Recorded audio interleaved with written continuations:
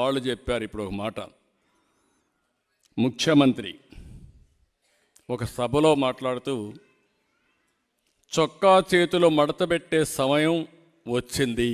చొక్కా చేతులు మడత పెడతాడంట.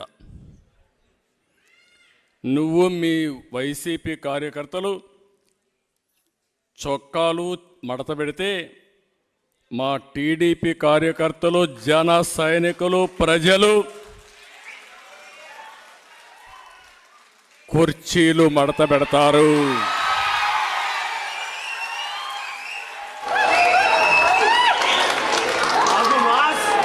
మళ్ళీ చెబుతున్నా,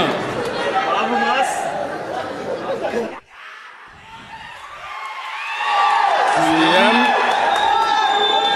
ఈరోజు సభలో మాట్లాడుతూ చొక్కా చేతులు మడత పెట్టే సమయం వచ్చింది. నువ్వు మీ వైసీపీ కార్యకర్తలు చొక్కాలు మడత పెడితే మా టీడీపీ కార్యకర్తలు, జన సైనికులు, ప్రజలు కుర్చీలు మడత పెడతారు.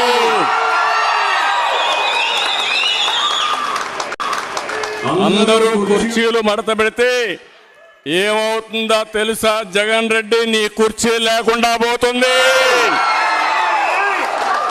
నువ్వు ముఖ్యమంత్రి హోదాలో ఉన్నావు. ఎన్నికలంటే ద్వంద్వ యుద్ధం.